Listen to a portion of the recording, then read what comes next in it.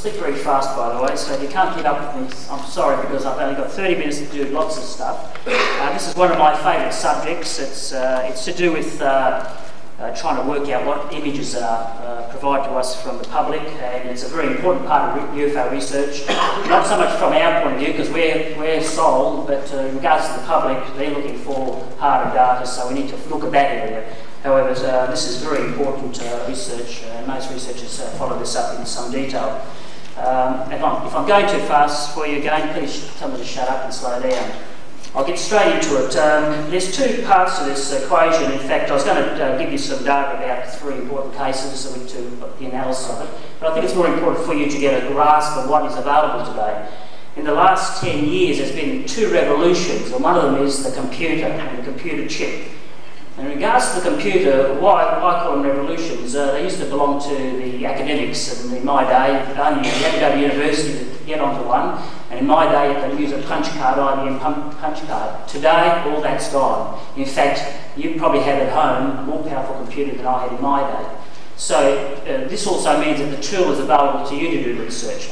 Also, out of this, we've increased our storage capacities, the chips become faster and more precise, and also we're able to, through programs, you can do a lot of analysis at home with paintbrush and all those type of programs. So the beauty of this is that we've taken the research out of the hands of the academics and put it back into the public.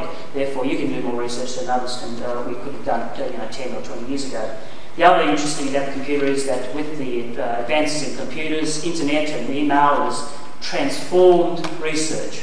And what I mean by that is that we've got data moving a lot faster, and within seconds the images can be flashed around the world.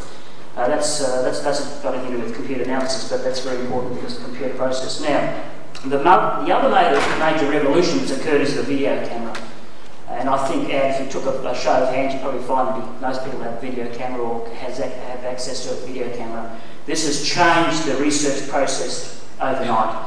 In fact, so much so that there's more video cameras now than there's ever been in the last 5 years. This increases the data available to us for analysis. And for instance, I'll give you a good example. The Mexican fact that's been occurring over the last couple of years, they've collected over 18,000 videos, 1800 videos. For instance, in the last year, we have collected 24 videos. We get an average about two a month. There is some that are provided to us that are not that good, but you can see, as in the old days, you'd never to get a snap or a photograph would be very difficult. And one of the problems we do suffer from doing analysis is that nobody carries a camera, but most people have a video for their children or something of that nature, so it's very important. Videos are very important part to the research process. I just want to get straight into the methods that are used, why we use computer analysis these days. I'm going to dim the lights. Get the old thing not working. The whole idea behind performing with the computer is that we want it's an aid, it's a tool, nothing more. It doesn't prove UFOs exist, it gives us the ability to analyse information. So even though we do get a lot of good information from it, it doesn't prove UFOs exist. However, it's a very important aid. It's done by this system here.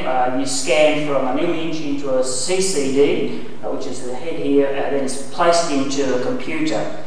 And from here, it's digitised into the computer, and from there, we break it down to pixels. Now, pixels are the smallest bit you can get out of the system. And please forgive me for this. I'll just refocus. Okay. I do apologise for the quality of the image. If you look up here, the more pixels you put into the picture, the more detail you get. However, there's a trade-off problem here. And if you look up the top here, you seem to see up the top of this image here, you'll notice that you can see some of the crater process here. The more pixels you put in, you can see the images disappear down here. So it's a trade-off between a small amount of pixels with lots of pixels. However, today, with new programs, we're working in this range down here. It's vitally important.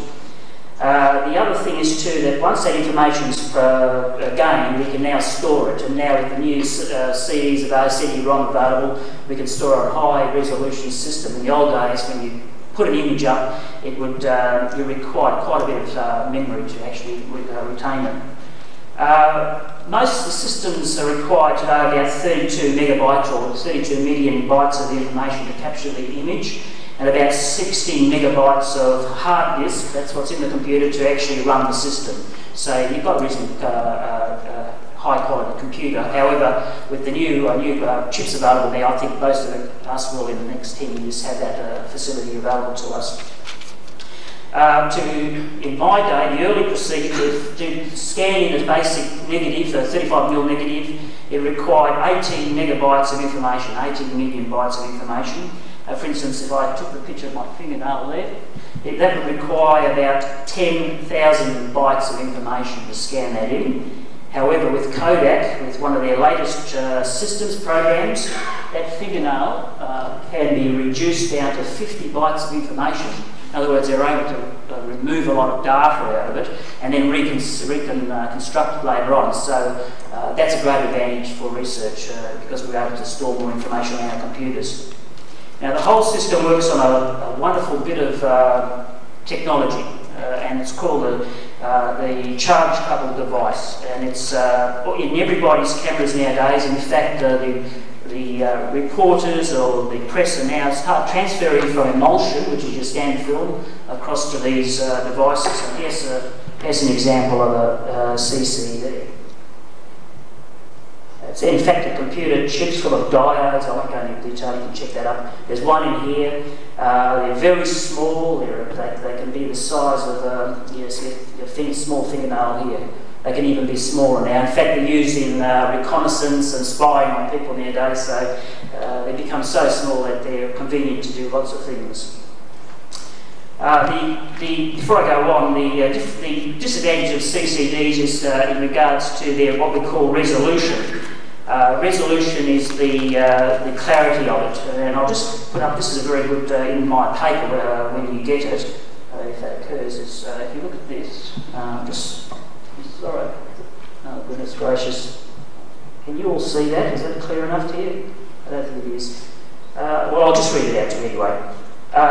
For instance, the eye has a resolution of 23 million bytes of information in one eye. So that's what actually goes into the brain.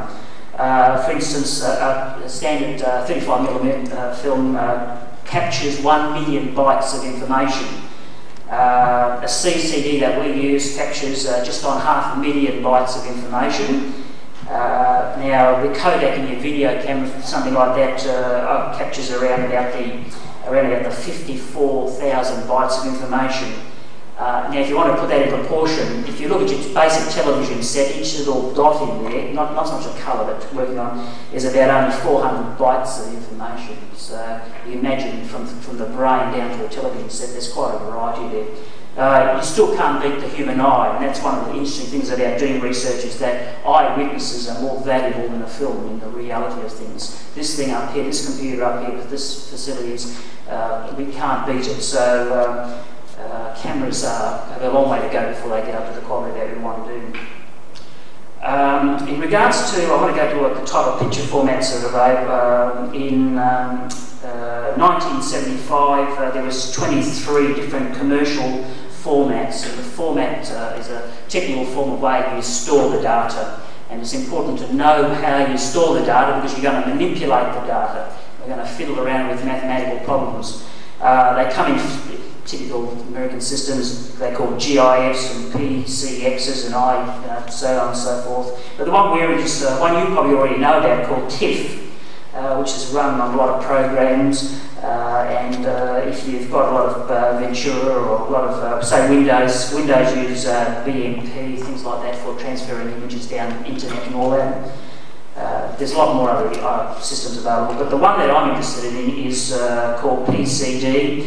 It's produced by Kodak, and it's the most advanced public available item, even though they're pretty restrictive on what you have to get your hands on. However, you've seen this down at Kmart.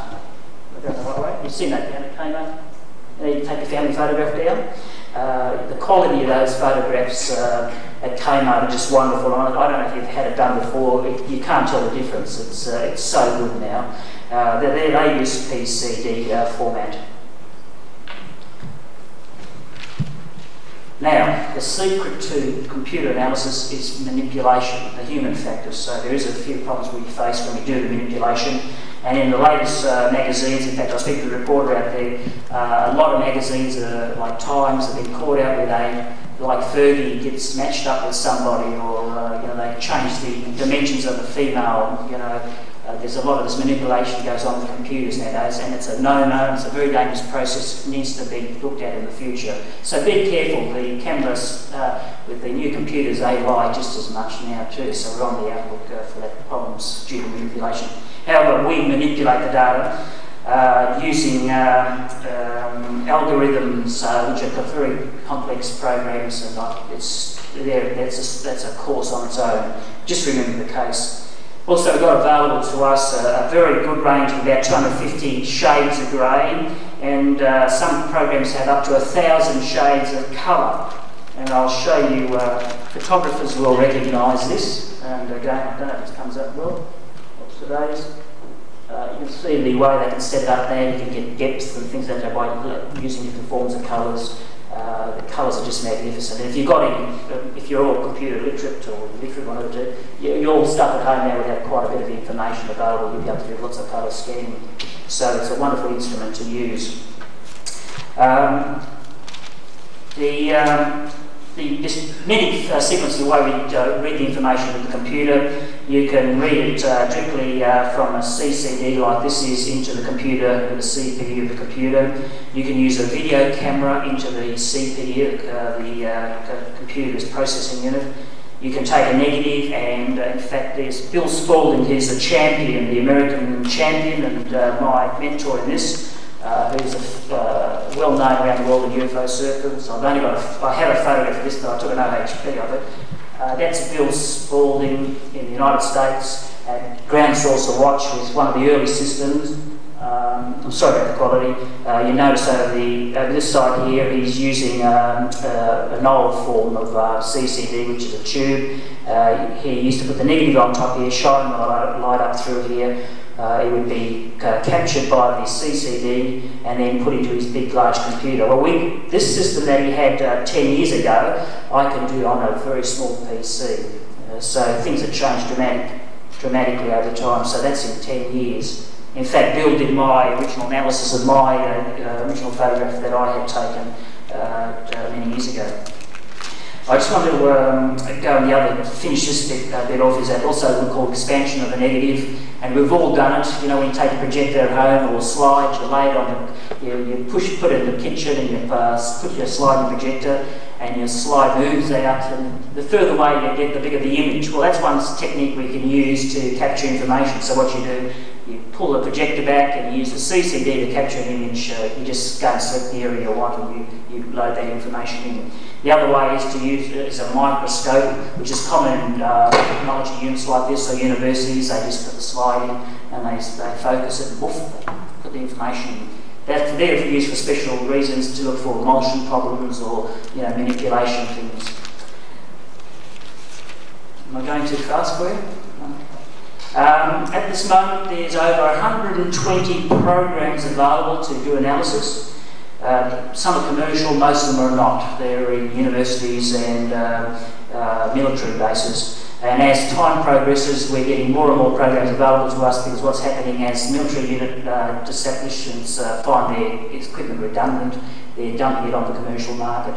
At this moment, they have wonderful resolution. For example, satellite photography is able to look at tennis balls and things on the ground. At the moment, the best we can do commercial is look at a 10 metre square on the ground.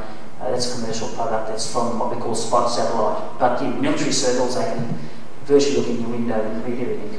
So be prepared.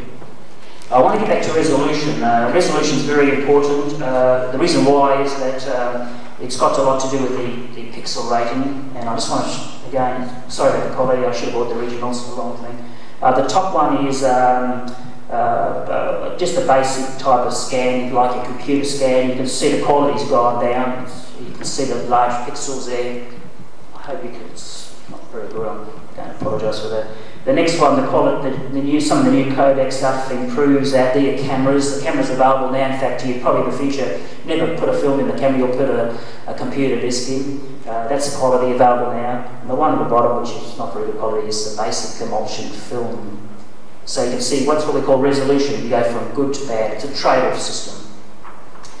Rightio, the types of things we look for when doing analysis is, well, the type of things we can do is what we can look at contrasting things. We can do expansions, blow things up. We can stretch things. We can look at what we call narrow band imaging, where we pick out all the greens and pick out all the blues. They can reveal a lot of stuff. For instance, the cables and all that. You can once you remove a lot of the information, you can actually see patterns will appear. And that's the secret to all this, is that what we're looking for in manipulating data is we're looking for patterns. We're not actually looking at the image in total, but we're trying to get patterns. Other types of things are called filtrations. Looking at texture. Sometimes the texture's been manipulated, you can see things are nice. If you know anything about film, you know 400 ASA has a heavy grain. When you get down to the 100 ASA, the film improves, so we're looking for that type of thing. We have things like edge enhancements, where you can look at the edge of things to see if there's a border between the background and the actual image itself. That's very important. It's one of our biggest used technologies. The other thing to do is that we do things like distance tests. We can load information into the camera and calculate it. We can watch pixels move around, so we can measure velocities. We can also up photographs and create high resolution products, and we do that by montages. And all that is that if you're using a video camera type of situation, you can take one frame, digitise it, take a bit of the stuff out, then put another frame on top of it, and you slowly build and build until you get some type of data. And you'd be surprised what you get revealed from montages. It's a very successful process. Some of the problems we face are things like, especially in camera processors and also in videos, because they're automatic focuses, called defocusing, atmospheric distortions, where the image is outside the focal length, where there's infinity. If you're within a certain distance, people will not focus properly. It's very difficult with the other lens. Also panning in videos, you'll notice when people pan too fast, and if you're in the old days with Super 8 on them, you used to get some terrible shots where people go too fast and pan along. That's a big problem. The other thing is glare. We've got to watch out for those. The other thing, before I get into some more slides for you, I just want to bring up is because time's short, is some of the things we try to detect, the important detection processes that we look at for things like shadows, reflections or flares, camera data, to make sure that what they tell us is correct. And that's how we pick most people up, because they'll manipulate the image and set the data up, and if you know what the camera can do and the size of the image, you can do a lot of calculation. That's done rapidly by a computer, just by putting a cursor on, and you can measure it quite rapidly. Witness locations are vitally important. The motion of objects, if they say they went this way, you want to see how it's tilted and if the pixels are moving in a certain direction. The background data, there's a good example of that in one of these slides if I've got time to show you. The density of things. Now, classical examples of that is that usually things are over a distance lose density, they shade off. Things that are close to you have a very precise, more clear to you as you go further away. For instance, like looking at the Blue Mountains, from a distance they become hazy. When you get closer they become more clear. So the density of subjects is very important. Also, you can look for things like supports. One of the things that when they try to hoax images is they use strings and bits of glass, and they do some incredible things. So we're looking for that type of stuff. We also look for montages where they build up on things like we do the other way, except they're faking it.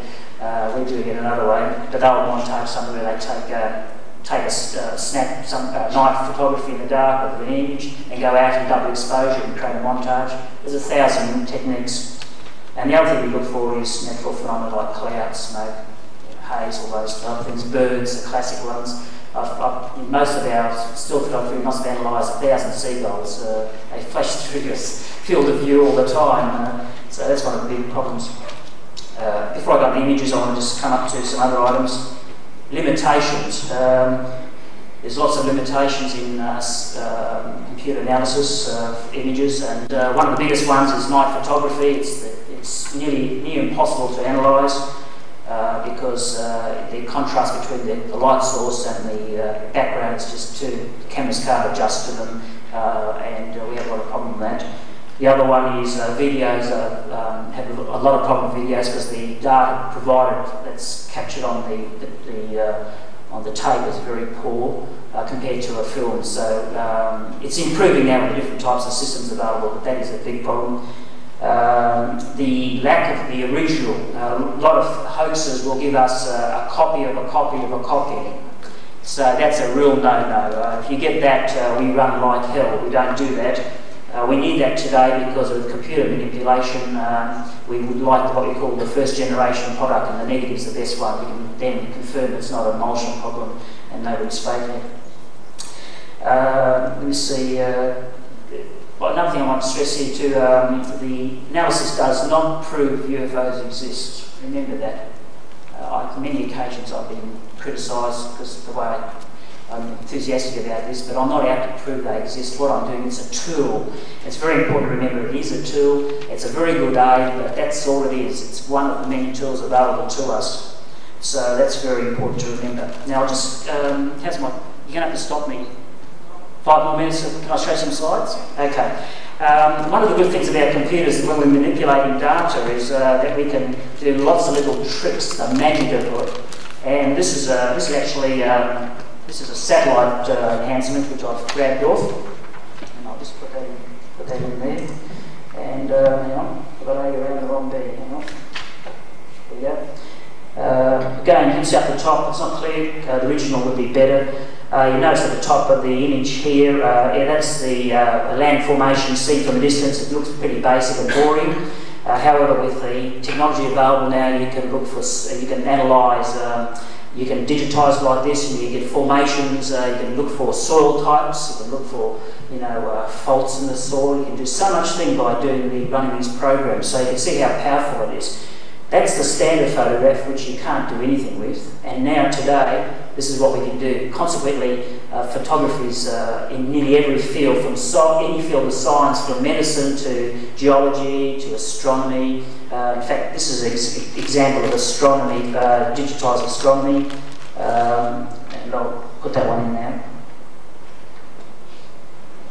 You can see the little dots there are pixels, and if you saw that, all you would see normally would be just a background image of black and the nebula or whatever it is there being produced. However, with the CCDs used over a reasonable good time, exposure time, suddenly the whole thing jumps out and you can see more data, more information. It's not as clear as the original photograph and not as beautiful, however, it gives you much more data. So for a scientist's point of view and researcher's point of view, you can automatically see that computer analysis is well above, way ahead of the old system.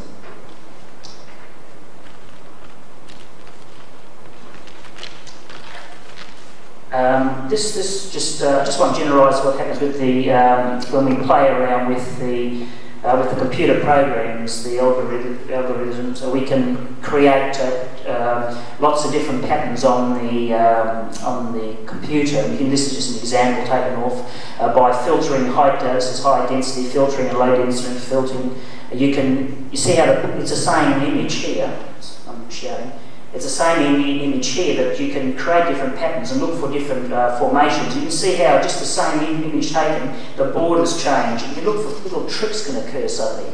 You look for strange patterns in the system. So that's just a very good graphical way of looking how computers can alter things quite dramatically and give you another perspective on analysis. Now let's get on to some UFO stuff, because that's what we're here for. This is the UFO taken over Melbourne. You can see using the computer analysis there, we were able to use colour densities to splice it and also border it. We can also work out where the light's reflecting from. Also, we run a cursor through the centre here and it gives you an idea that it's a three-dimensional product. If you looked at that photograph originally, which I haven't got the original there, it was rather boring and didn't show very much at all. However, in that case, you can see that it's a three-dimensional object. It's reflecting light, these blue sources here, and it has a structure. The yellow is a structure area, and around the blue area here is like a haze being produced, like a vapour trail type of item.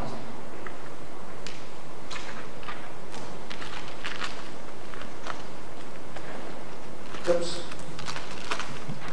This is a classical one. I must mention Paul Norman from UFOs, who's one of the senior researchers in Australia.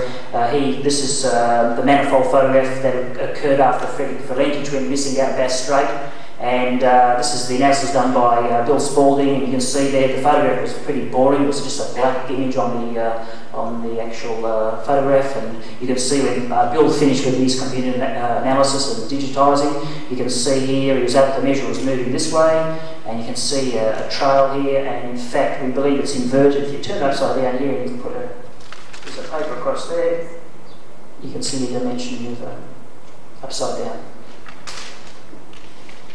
Speculation, mind you, but that gives us a better tool to look at. This was done. This one here I'm going to show you now was done at Ararat in Victoria. Came into us very poor, and by the time we blew it up, and sorry, this is a bromide copy, so that's why it's a bit distorted. But it had windows in it. It's not a balloon. We were able to pick up windows, and I'm sorry about the bromide. I'll try to lay it on the ground here. It's a printer's bromide that's causing the problem here. But the thing rotated around, we were able to pick up windows and things like that by blowing it up. It's quite a spectacular item. And that's come off a video. It's not a standard photograph, which is very, very good quality.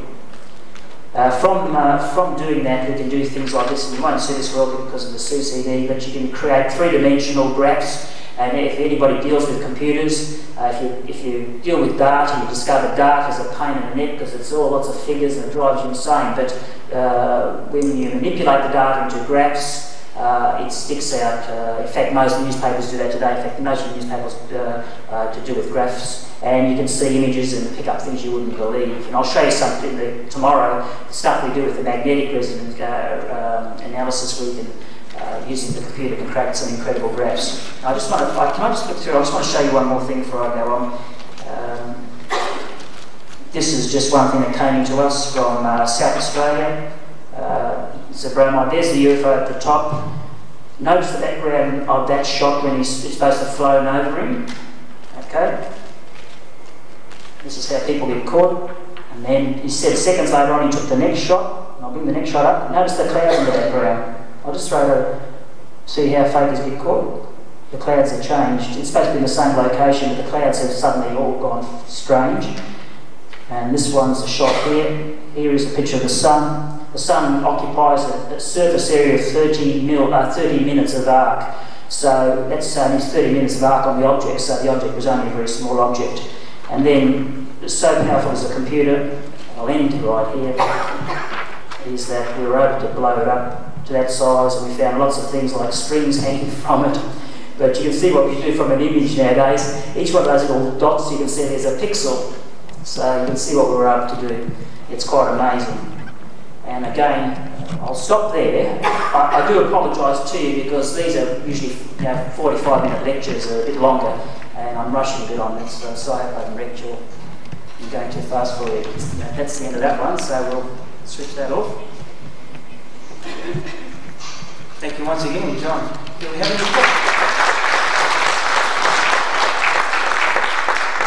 have any questions for John?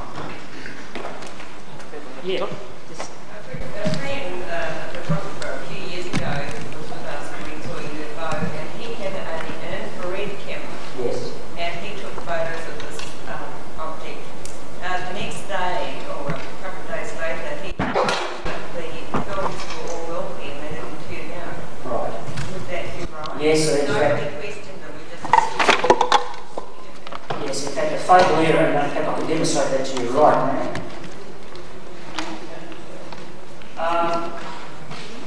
Emulsion, infrared emulsion is no good for UFO research, I have to tell you. It's a no-no. And the reason for it is that we have an atmospheric problem. Water absorbs all this information. This is from the Kodak labs that was sent to me, because we deal with Kodak now. I'll just put a bit of white sheet behind it, because you think the lecturers would clean their trays, but they don't. I can't zoom on that, or not? It'll give you an idea anyway. This is a window here where infrared gets into strife. This is your standard camera, right? This is the standard white light area that most cameras work in. Now, with infrared film, your basic camera just works in this spectrum line here. Your infrared film works in this just above the spectrum line. But if you notice here, it's only a few degrees above the actual the difference. With the equipment we use in the field, which for instance down in Victoria had this big flap on, we use a CCD, computer light, and look area. You know, we're in this area where, fingerprints are seen on walls and you can graph people. The difference between emulsion and CCD is amazing. We cover a bigger spectrum now than we've ever done. However, when it comes to emulsion films, you're going to have lots of problems. And one of the biggest reasons why it probably answers your question is that we forget to keep those type of film cool. It's got to be kept cool because it's reacting to heat. So when they come into the lab or they get sent to us, they're usually all damaged and badly handled. And in fact, I have a sample of that. I'm going to waste your time again. I know you've been pushing me at this, but it's what happens. They're coming to us totally damaged. And this is another example, and this is not a fake. It's just where it's gone wrong for the person who's done it. This is infrared. If you notice on the left here, this alien here, this reptile up here, is produced by bad control of the film, infrared film itself. This is the nullable plane, by the way, and this up here is the image that he claims there was a UFO took. However, you can see over here that he hasn't put it into the caster properly. You can see that's the actual border of the frame, and there's some caster lines on the next one. So it's a very difficult film to work with. I don't know if that's answered your question, but it's a very complex. Yeah, so I'd suggest you don't use it. That's the best policy in that. Same with the standard film. Yes, I'll just turn the lights up here. What is the abbreviation CCD stand? So it's a couple. Charge coupled. Yeah, it's a diode. It's what's it called? Diodes, and they respond to light. It's advancing overnight, and Martin probably got to be more about being an engineer, but it's an incredible part of technology now. It's getting smaller and more precise. In fact, if you watch Hey Hey Saturday, they're so small now. He puts it on. The guy does the sketches. That's a CCD on the side, and Snoops use it, and Military use it a lot too. Any more questions? No, okay. I've got to leave you now. Thank